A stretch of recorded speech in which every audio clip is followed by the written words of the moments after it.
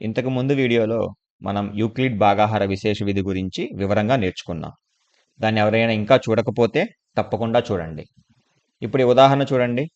Euclid భాగాహార విశేష విధిని ఉపయోగించి 1318 మరియు 125 యొక్క గసాబాను కనుగొనండి. అంటే జీసీడీ ఆఫ్ 1318, 125. యూక్లిడ్ భాగాహార విశేష విధిలో మొదటి సోపానం ఏమిటి?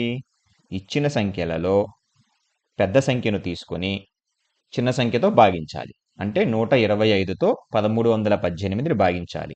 125వ గుణింతంలో ఎన్నిసార్లు పోతుంది చూడండి. 125 ఇంటూ 10 1250. ఎంత మిగులుతుంది? 68 మిగులుతుంది. 68 అనేది 125 కంటే చిన్నది కదా, కాబట్టి ఇది శేషం అవుతుంది. ఇంతకుముందు మనం నేర్చుకున్నాం భాగాహార విశేష విధి అంటే ఏమిటి? విభాజ్యము ఈక్వల్ టు విభాజకం ఇంటూ భాగఫలం ప్లస్ శేషం రూపంలో రాయడమే. దీన్నే ఇంగ్లీష్లో అయితే dividend equal to divisor into quotient plus రిమైండర్గా రాస్తారు. అలా చేస్తే ఏమవుతుంది? ఇప్పుడు 1318 ఈక్వల్ టు 125 ఇంటూ 10 ప్లస్ 68. రెండవ సోపానం యూక్లిడ్ ఏం చెప్పారు? మొదటి సోపానంలో విభాజకం స్థానంలో ఉన్న సంఖ్య ఇప్పుడు విభాజ్యం అవుతుంది. మొదటి సోపానంలో వచ్చిన శేషము రెండవ సోపానంలో విభాజకం అవుతుంది. కాబట్టి 68తో 125ని భాగించాలి. 68వ గుణింతంలో ఎన్నిసార్లు పోతుంది? 68 ఇంటూ 1 68. ఎంత మిగిలింది? 57. 57 అనేది 68 కంటే చిన్నది కదా, కాబట్టి ఇది శేషం. ఇది A equal to BQ plus R రూపంలో రాసినట్లయితే 125 ఈక్వల్ టు 68 ఇంటూ 1 ప్లస్ 57 అవుతుంది. జాగ్రత్తగా గమనించండి. మొదటి సోపానంలో విభాజకం స్థానంలో ఉన్న 125 రెండవ సోపానంలో విభాజ్యం స్థానంలో ఉంది. మొదటి సోపానంలో శేషం స్థానంలో ఉన్న 68 రెండవ సోపానంలో విభాజకం స్థానంలో ఉంది.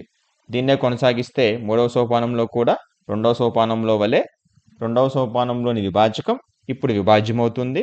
రెండవ సోపానంలో వచ్చిన శేషం ఇప్పుడు విభాజకం అవుతుంది. కాబట్టి 57తో 68ని భాగించాలి. ఎన్నిసార్లు పోతుందండి 57వ గుణింతంలో? 57 ఇంటూ 1 57. ఎంత మిగులుతుంది? 11 అనేది మిగులుతుంది. ఈ 11 శేషం. దీన్ని మరలా A equal to BQ plus R రూపంలో రాసినట్లయితే 68 ఈక్వల్ టు 57 ఇంటూ 1 ప్లస్ 11. గమనించండి, రెండవ సోపానంలో విభాజకం స్థానంలో ఉన్న 68 మూడవ సోపానంలో విభాజ్యం స్థానంలో ఉంది. రెండవ సోపానంలో శేషం స్థానంలో ఉన్న 57 ఇప్పుడు మూడవ సోపానంలో విభాజకం స్థానంలో ఉంది. నాలుగవ సోపానంలో ఇంతకు ముందులాగానే మూడవ సోపానంలోని విభాజకం ఇప్పుడు విభాజ్యంగా చేయాలి. ఇంతకుముందు మూడవ సోపానంలో ఉన్న శేషాన్ని ఇప్పుడు విభాజకంగా చేయాలి. అప్పుడు ఏమవుతుంది? 11తో 57ని భాగించాలి. 11వ గుణింతంలో 57 నిశ్శేషంగా పోతుందా? పోదు. 11 ఇంటూ 5 55 అవుతుంది. కాబట్టి 2 అనేది మనకి శేషంగా మిగులుతుంది. దీన్ని మరలా A equal to BQ plus R రూపంలో రాసుకున్నట్లయితే 57 ఈక్వల్ టు 11 ఇంటూ 5 ప్లస్ 2 అవుతుంది. గమనించండి, మూడవ సోపానంలో విభాజకం స్థానంలో ఉన్న 57 నాలుగవ సోపానంలో విభాజ్యం స్థానంలో ఉంది.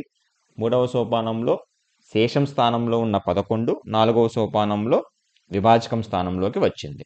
దీన్నే కొనసాగించుకుంటూ ఐదవ సోపానానికి మనం వెళ్ళినట్లయితే నాలుగవ సోపానంలోని విభాజకంని విభాజ్యంగా తీసుకోవాలి.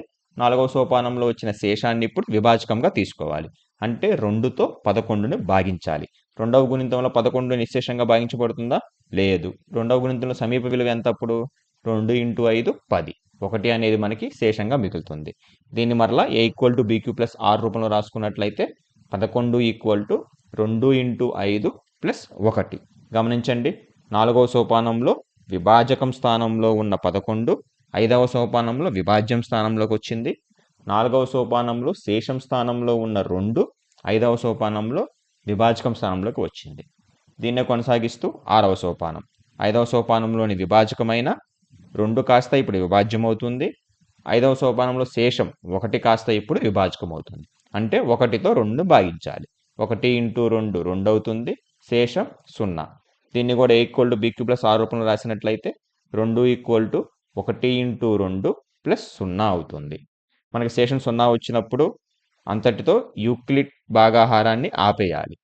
ఆ సోపానంలో ఏదైతే మనకి విభాజకం ఉందో అంటే 1 అనేది ఇక్కడ మనకు గసాబా అవుతుంది. కాబట్టి జీసీడీ ఆఫ్ 1328 మరియు 125 ఎంతండి? 1. అది మాత్రమే కాదు, జీసీడీ ఆఫ్ 125 మరియు 68 జీసీడీ ఆఫ్ 68 మరియు 57, జీసీడీ ఆఫ్ 57 మరియు 11, జీసీడీ ఆఫ్ 11 మరియు 2, జీసీడీ ఆఫ్ 2 మరియు 1 కూడా ఒకటే అవుతుంది. మీరు ఇంతకుముందు తరగతిలో నేర్చుకున్నారు, గుర్తుందా? ఏవేని రెండు సంఖ్యల యొక్క గరిష్ట సామాన్య కారణాంకము లేదా గరిష్ట సామాన్య భాజకం గనుక 1 అయితే అటువంటి సంఖ్యలను పరస్పర ప్రధాన సంఖ్యలు లేదా సాపేక్ష ప్రధాన సంఖ్యలు అంటారు.